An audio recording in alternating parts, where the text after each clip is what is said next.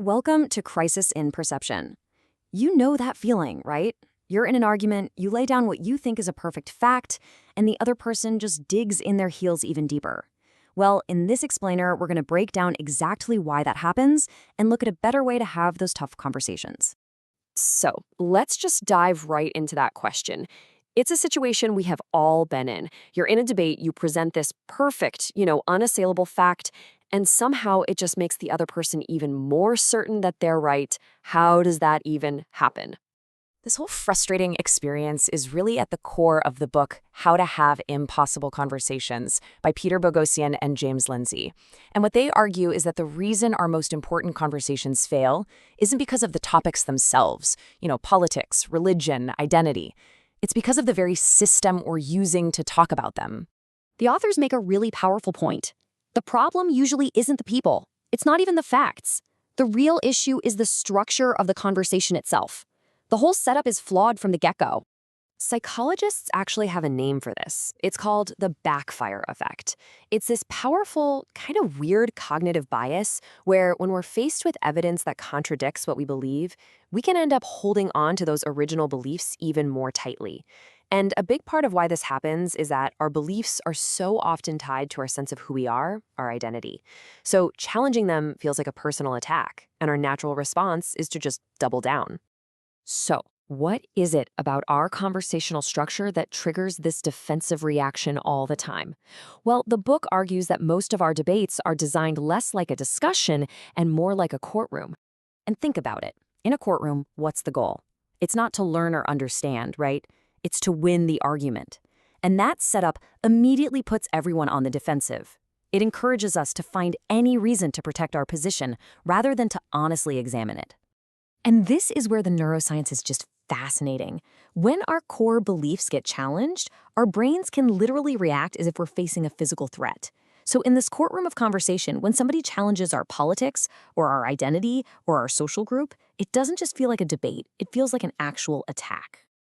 And of course, modern platforms like social media just amplify this courtroom model to the absolute extreme.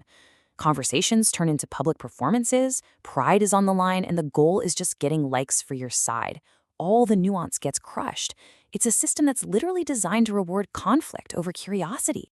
But what if there was another way? The authors propose something radical. They say we shouldn't just try to argue better inside the old, broken system. Instead, we should shift the entire model of our conversations. And this right here, this slide, just brilliantly illustrates that core idea.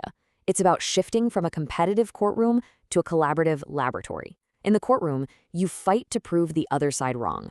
But in a laboratory, you work together to test ideas to see what actually holds up. So here's the crucial point. In this laboratory model, the focus completely changes. You stop fighting over what people believe, and instead you get curious about how they came to believe it. Suddenly, the process matters more than the conclusion. Okay, so how do we actually do this? How do we put it into practice?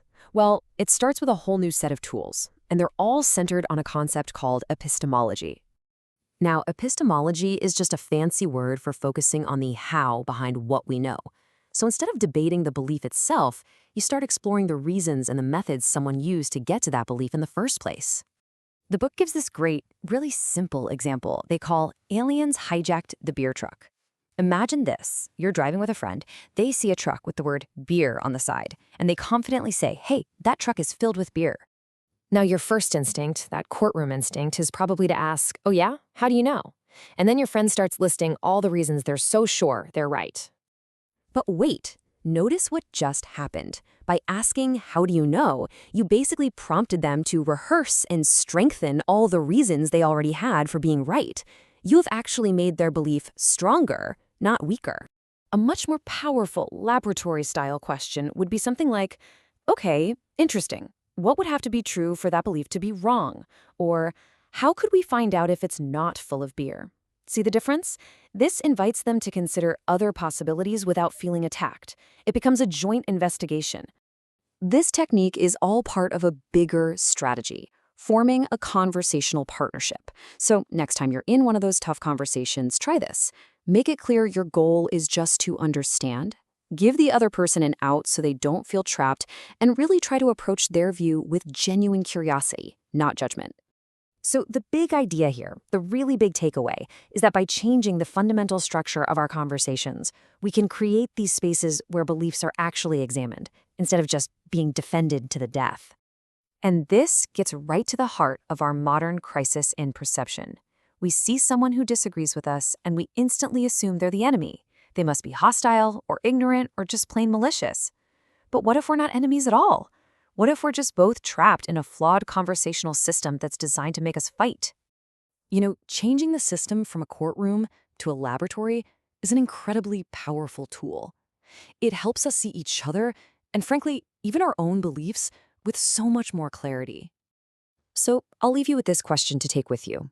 Think about the last impossible conversation you had, and ask yourself honestly, were you in a courtroom or were you in a laboratory? The answer just might change everything. If you want to dive deeper into this topic, you can find a link to our longer audio analysis in the description. And if you'd like to support the work we do, please consider becoming a supporter on Patreon. It helps us keep making explainers like this one.